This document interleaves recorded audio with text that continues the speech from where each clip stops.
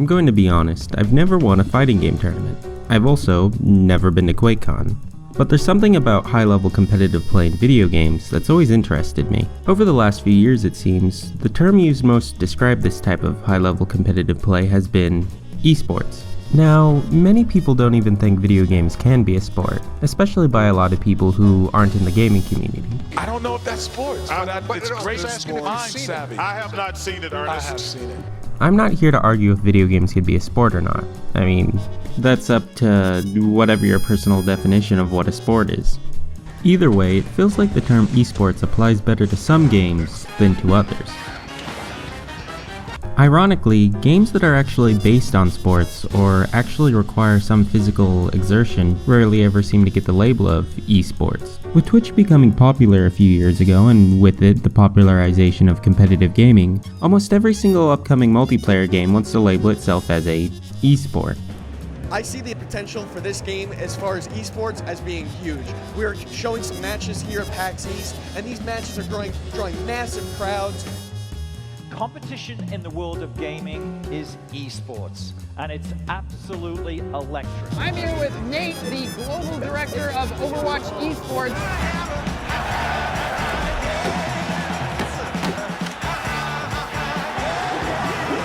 But for some reason, it's obvious to me and many other people in the gaming community that these games aren't esports. How is it that someone could look at, say, Street Fighter Third Strike and instantly realize it belongs in a different class than, say, Call of Duty, despite the fact that both games could be played competitively? Put in other words, what I'm really asking is, what defines an esport?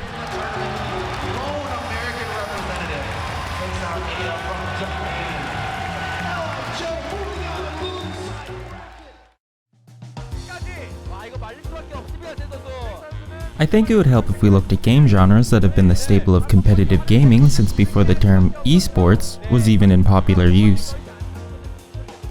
I've chosen fighting games, arena shooters, and RTS. In these games I found some common themes that seem to even apply to modern competitive games. These are long-term popularity, deep gameplay, a focus on individual skill, and what I like to consider high-level balance rather than low-level balance. So, for popularity, obviously a game needs people playing it for a competitive scene to even exist around it. RTS, arena shooters, and fighting games might not seem like the most popular of genres, but I'm not saying that a game has to have millions of people playing it daily for a competitive scene to evolve around it. What is important is that a game has a decent amount of players who are playing it often for a long period of time and are dedicated to that game. For example, QuakeCon has been hosted for over 20 years and there are still people who show up to compete. A good esport doesn't come from a flavor of the month game. Along with growing a game's competitive community, setting up teams and really understanding a metagame takes time. Despite so many companies trying to jumpstart their own esports by throwing money at it, in the long run we could see this generally doesn't work.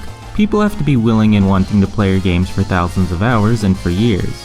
Even with money as an incentive, no one's willing to play a video game they aren't having fun with. This is one reason why depth is so important in an esport. Depth is what allows a player to play a video game for thousands of hours without getting bored. On top of that, a game's depth might actually be increased by players playing a game in a way the developers never even intended. Just like how speedrunners find game exploits in order to finish a game faster, combos, wave dashing, and bunny hopping were all unintended parts of a game exploited by players that increase the depth of their games. For this to happen, you need a lot of consistent players playing your game trying to find out whatever they can to get an edge up in their match. But this begs the question, what is depth? And why is it important for a competitive game? If popularity was the only thing that mattered, then competitive Pokemon Go would be the biggest esport in the world. Depth is why Brawl's competitive scene is basically non-existent compared to Melee's, despite the fact that Brawl sold far better. Now, depth in a video game is pretty hard to define. In fact, I could probably make an entire video about it, and others have. For simplicity's sake, I'll define it as players at different skill levels or playstyles being able to do meaningfully different in gameplay. So, it's not just that the better player can perform better moves, it's also that each player has several different viable moves that each all lend themselves to different levels of skill. In other words, it's both execution and strategy. In Overwatch, a Reaper who has played for 5 hours isn't going to play that much differently from a Reaper who has played for 500. There just aren't that many ways to play Reaper. On the other hand, in a fighting game, arena shooter, or RTS, the difference between two randomly selected players is likely to be huge. The reason for this is because the gameplay in these genres generally have more depth. There is a wider range of skill and strategy possible, and this could become apparent in just the way two different players move around their character or select units.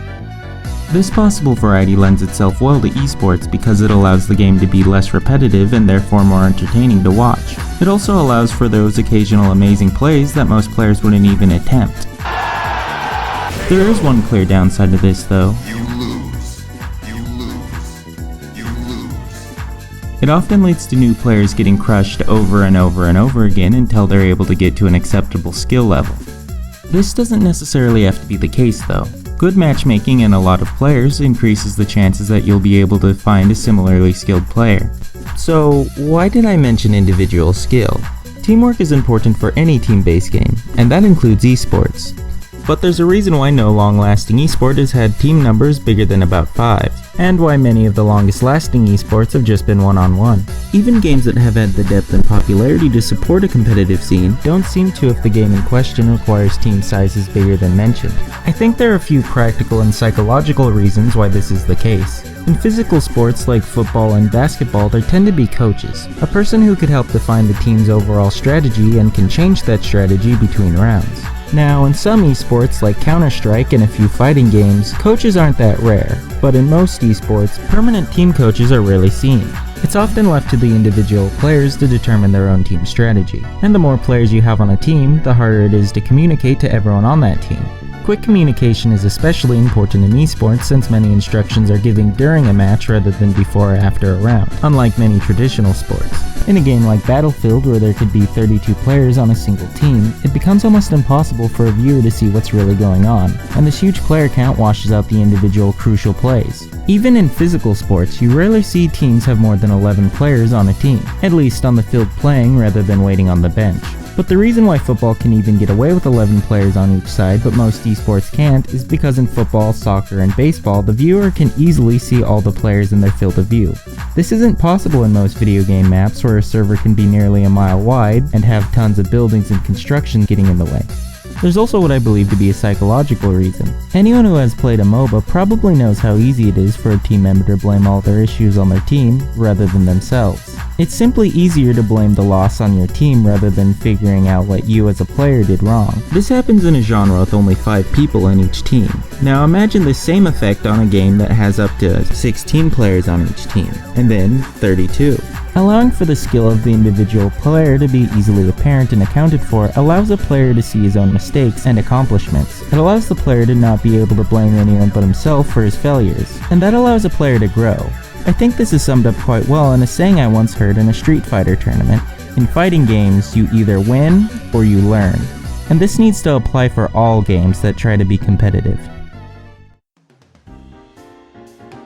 So finally, we have what I call high-level balance. There are many cases of something that at lower level play seem completely fine, but during high level competitive play are completely broken. There are also cases where something that completely stomps new players is completely harmless in high level play.